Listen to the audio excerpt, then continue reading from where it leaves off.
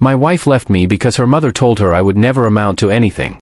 She said I was a failure, unworthy of her daughter, and she convinced Sophia to divorce me. They took everything from me in the settlement. The $3.8 million mansion I built with years of sweat and sacrifice. Gone. The life I thought I was creating for us, ripped away as if it never mattered. 6 months later, when I was barely holding myself together in a rundown apartment, there was a knock at my door. A lawyer stood there with a black briefcase in his hand. He looked me straight in the eye and said, "Your ex-wife's father wants to meet you. He has something that belongs to you." I didn't know what to think, but when I saw what was inside that briefcase, my chest tightened, and for a moment, I couldn't breathe. I never imagined my life would unravel the way it did. For years, I believed I was building something solid, something lasting, not just for me, but for my wife, Sophia, and the future we once dreamed of together. I was a construction man, not a man of fancy words or lofty promises. I worked with my hands. I managed crews. I made sure houses stood tall against storms. That was my pride. It was never glamorous, but it was honest and it put food on the table. When I first met Sophia, I thought I had found my partner in every sense of the word.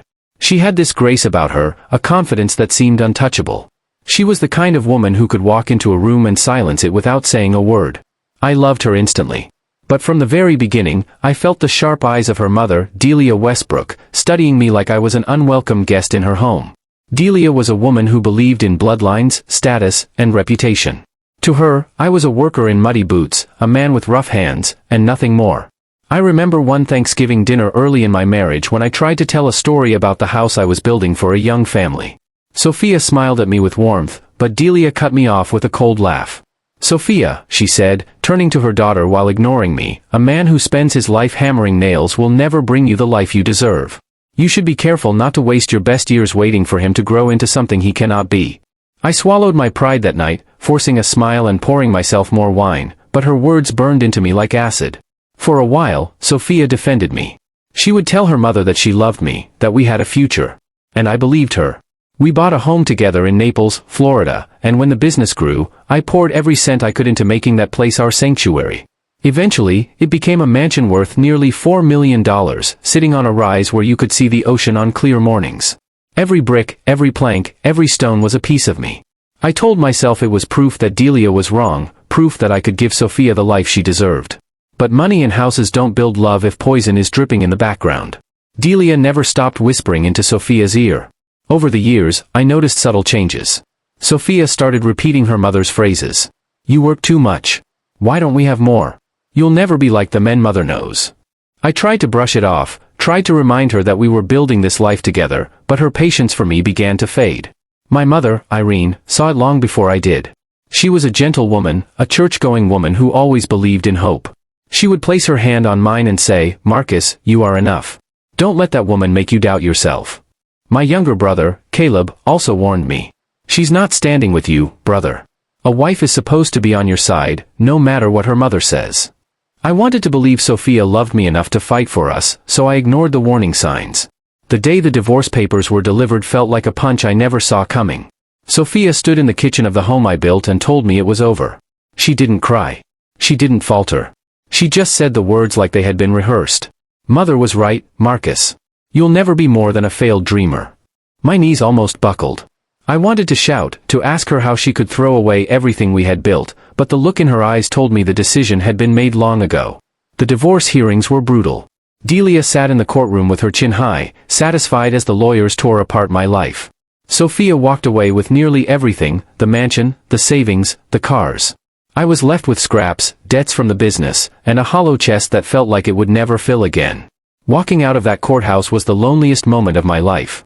I remember standing on the steps outside, watching her drive away in a car I had paid for while Delia's eyes met mine one last time. She didn't have to say a word. Her smirk told me I was finished. I moved into a small apartment after that. The wallpaper was faded, the pipes clanged in the night, and the refrigerator made a constant groaning sound. It was a far cry from the mansion where I used to watch the sun rise with a cup of coffee. Every corner of that apartment felt like defeat. I worked odd jobs to keep myself afloat, the kind of work that paid just enough to cover rent and keep me from going hungry. Pride kept me from asking Caleb or my mother for money, though both offered.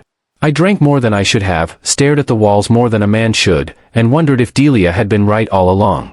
Those 6 months were the darkest of my life. The silence in that apartment was heavier than any noise. Every night I lay awake thinking about what I could have done differently, where I had gone wrong. Sophia was gone.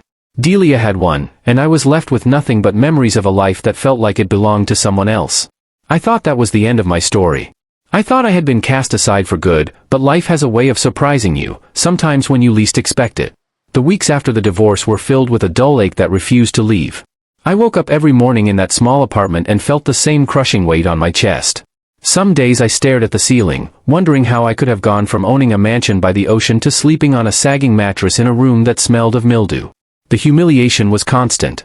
And it wasn't just about losing the house or the money. It was about losing Sophia. It was about knowing she had looked at me, a man who gave her everything he could and decided I was not enough. The settlement had left me nearly bankrupt. The mansion, the cars, the savings, all gone. I tried to keep the construction business afloat, but I no longer had the resources to keep up with projects. Clients drifted away, sensing weakness. Some even whispered that Sophia and her mother had been right all along, that Marcus Hale was finished. It felt like the whole world was watching me collapse, and I could not stop it.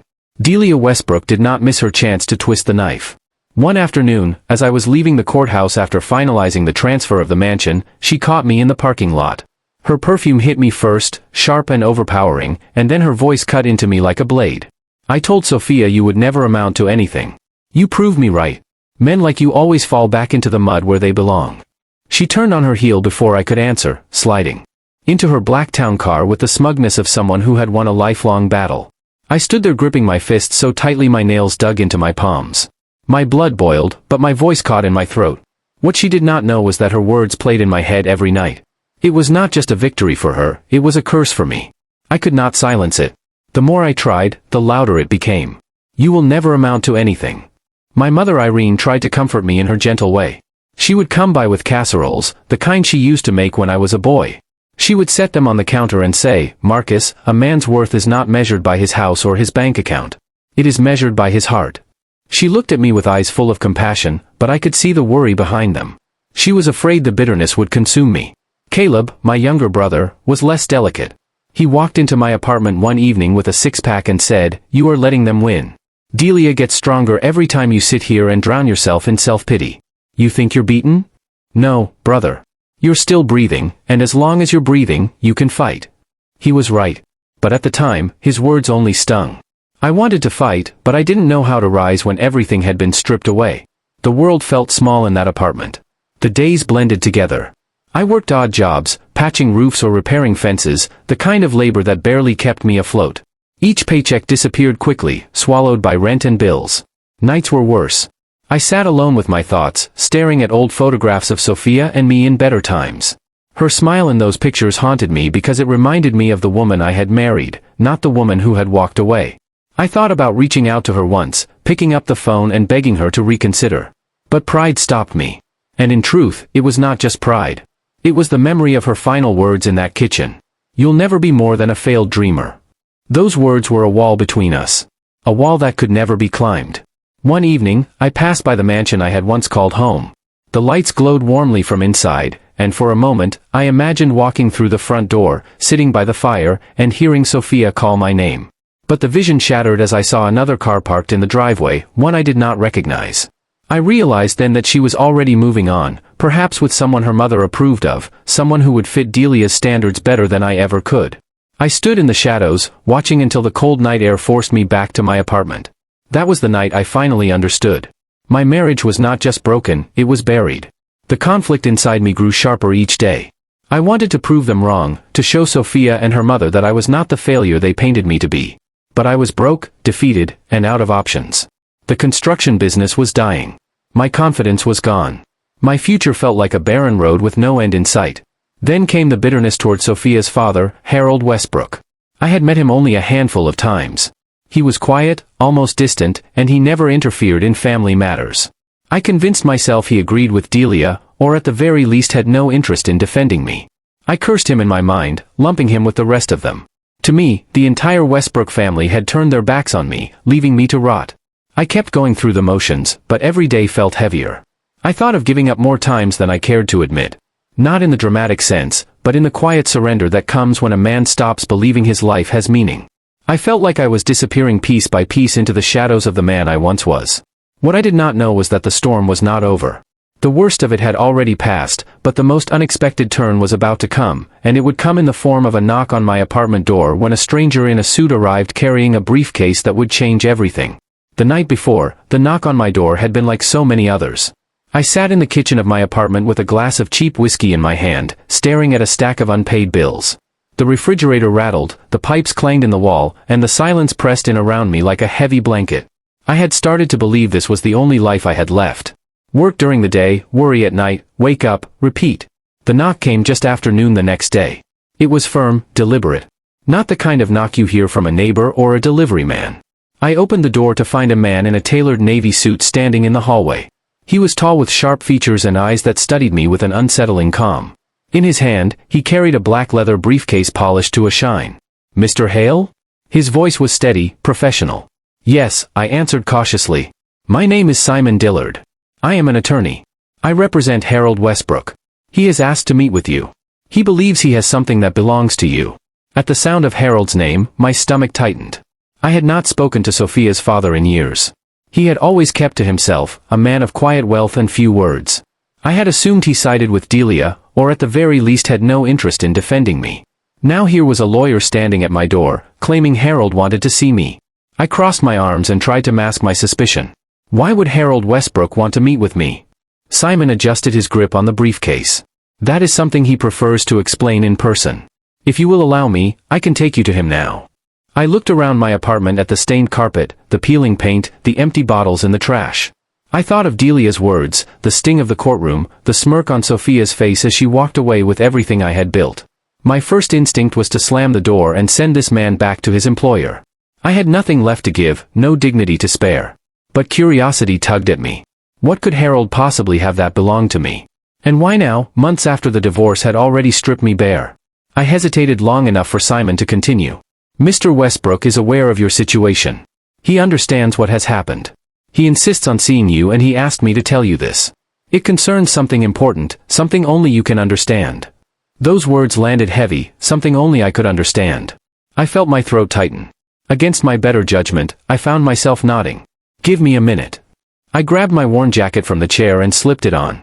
As I followed Simon down the hall and into the street, I felt a nervous energy rising inside me.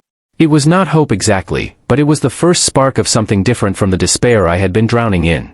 We rode in silence. Simon's car was clean and smelled faintly of leather. I stared out the window as we drove past the city blocks, the rundown shops, and the busy sidewalks. My mind raced with questions. Did Harold want to chastise me for failing his daughter? Did he plan to humiliate me further? Or was this some cruel trick Delia had arranged to twist the knife once more?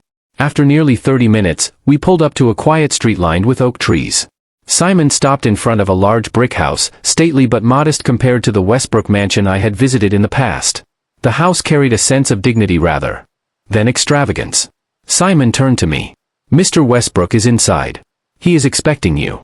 My palms were damp as I climbed the steps and followed Simon through the front door. The entryway smelled faintly of old wood and tobacco. I heard the faint tick of a grandfather clock from another room. My heart pounded against my ribs.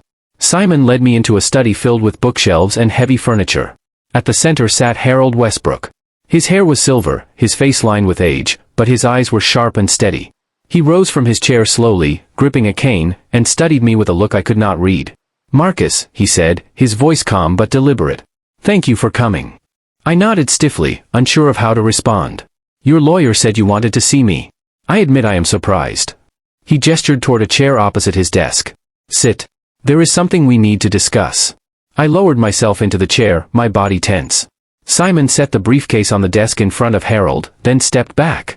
Harold placed his hand on the case, but did not open it right away. Instead, he looked me directly in the eye. "I know what my wife has done," he began.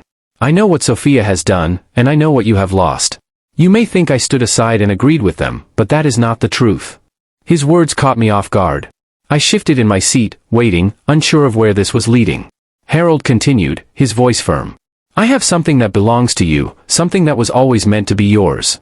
I did not intervene before, but I can no longer remain silent. It is time you received what you earned." My pulse quickened as he reached for the briefcase. The click of the latches echoed in the quiet room, and my eyes locked on the case as it slowly opened. The briefcase sat on Harold's desk like a sealed vault. My heart pounded in my chest as he clicked the latches and slowly lifted the lid.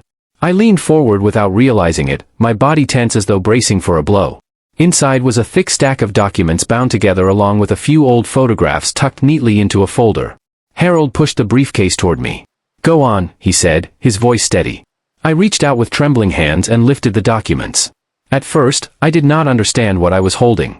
The papers looked official, covered in legal language, seals, and signatures. I flipped through the pages and my eyes widened as the words sank in. Deeds, shares, ownership transfers. They were records of assets worth millions tied to land developments across Florida and beyond. My name was on them. I looked up at Harold, my voice unsteady. "What is this?" He leaned back in his chair, resting his cane against the desk. "It is what you earned years ago. You did not know it then, but the work you did for me was far more valuable than you realized. These developments would never have been completed without your designs, your supervision, your hands. You built more than houses, Marcus. You built empires, and no one ever gave you the credit." My throat went dry. I ran my fingers over the documents, still unable to believe what I was seeing. "Why are you giving this to me now?" Sophia and her mother made sure I walked away with nothing. "Why would you step in after all this time?" Harold's eyes darkened.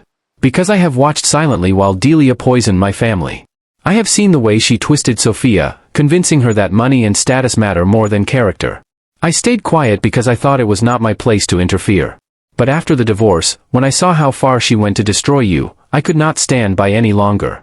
This was always meant for you, not for them." His words hit me like a wave. I tried to steady myself, but the room seemed to tilt. For months, I had been living with the weight of defeat, believing I was worthless, believing Delia's voice when she told me I would never amount to anything. And here was Sophia's father, the man I thought had dismissed me as a failure, handing me proof that I was worth more than I had ever imagined. I whispered, "I do not know what to say." Harold's voice softened, though his expression remained stern. "Say that you will rise again. Say that you will not let their cruelty bury you. You have been broken, Marcus, but a man like you was never meant to stay broken. This is your chance to stand taller than ever before." Tears welled in my eyes.